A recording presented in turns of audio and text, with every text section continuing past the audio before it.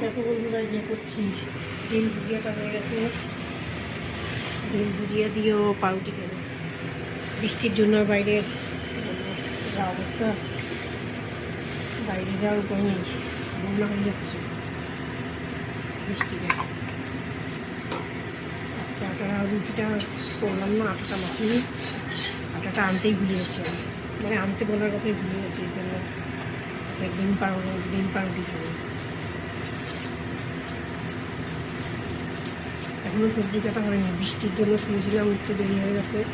কি রাখবো ভাবলাম খিচুড়ি করবো, আবার দেখি রোদ ভাব উঠেছে।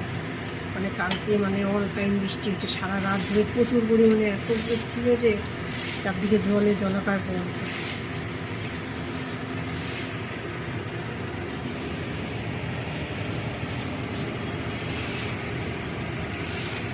যদি বৃষ্টি হতে থাকে বন্যা হয়ে যায়, বুঝলে অবস্থা খুব খারাপ দেখতে হবে। চারদিক দিয়ে অবস্থা খারাপ, একদিক দিয়ে এক আর্যিকরের কেস নিয়ে তো সমস্ত দেশ দুনিয়া খেপে গেছে, অনেক বিদেশি অবধি এ নিয়ে আন্দোলন হচ্ছে। কী বলবো, বলার কিছু নেই। কোন মেজাজ খুব খারাপ, ভিডিও করতে ইচ্ছে করে না। আর বর্ষার যা শুরু হচ্ছে, এরকম যদি বর্ষা হয়ে যাবে তাহলে বন্যাই হয়ে যাবে। কী রান্না করবো ভাবছিলাম, খিচুড়ি করবো। কী করবো ভেবেই পাচ্ছিলাম না, শুয়েছিলাম। এত বৃষ্টি, ঘুম থেকে উঠতেও আসতে দেরি হয়ে গেল আমার। কী বলবো, ঘুম থেকে উঠতে দেরি সমস্ত কাজের দেরি।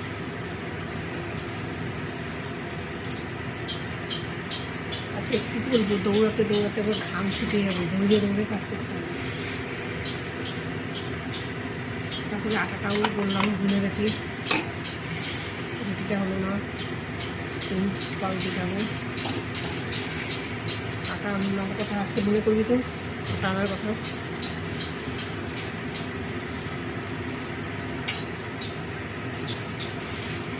আজকে জন্মাষ্টমী, শুভ জন্মাষ্টমী সবাইকে। শ্রীকৃষ্ণের জন্মদিন আজকে, মিষ্টি তো হবেই। এখন সবজিগুলো নিয়েছি, এখনও কেটে উঠতে পারিনি। ইলিশ মাছ রান্না করবো, কি রাঁধবো ভেবে ইলিশ মাছ আর বেগুন ভাজবো। ফ্রিজে ডাল আছে, ওই দিয়ে হয়ে যাবে। আর ছেলেটা তো কী বলবো, ওই ইলিশ মাছ খায় না, ওর নিয়ে আর মুশকিল আমার।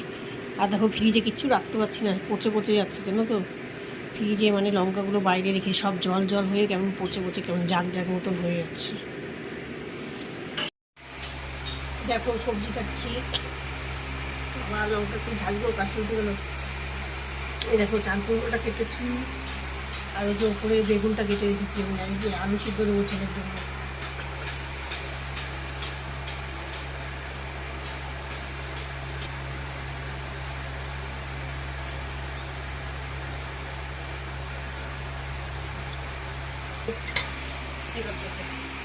লঙ্কার ঝাঁঝে কাশি উঠে গেছিল। এই দেখো বেগুন ভাজবো, চাল কুমড়ো দিয়ে ইলিশ মাছ, আর ছেলের জন্য আলু সিদ্ধ দেবো। এই আর ফ্রিজে ডাল আছে। দেখো বন্ধুরা, সবজিগুলো কাটা হয়ে গেছে। এদিকে দেখো লবণ হলুদ চিনি মাখিয়ে দিচ্ছি বেগুনে। আর যে মাছটাও লবণ হলুদ, ডিম আছে, ডিমটা ছেলে খেতে পারবে। গ্যাসে কড়াই বসিয়ে তেলটাও গরম হয়ে গেছে, বেগুনটা ভেজে নেবো। হলুদগুলো তার এদিকে ভাতটা ফুটে উঠেছে, আর এদিকে দেখো কষানো হয়ে গেছে মশলাটা। ঝোল দিয়ে দেবো। রান্না হলো প্রায় কমপ্লিটের মধ্যেই, মাছের ঝোলটা হয়ে গেছে।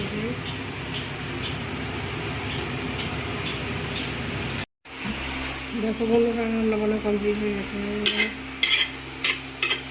এখন বাসন মাজবো, গ্যাস মুছবো, চান করবো, তারপরে কাজ শেষ হবে। কাজ কোথায় শেষ হবে, তারপরে খাবো, আবার বাসন মাজবো।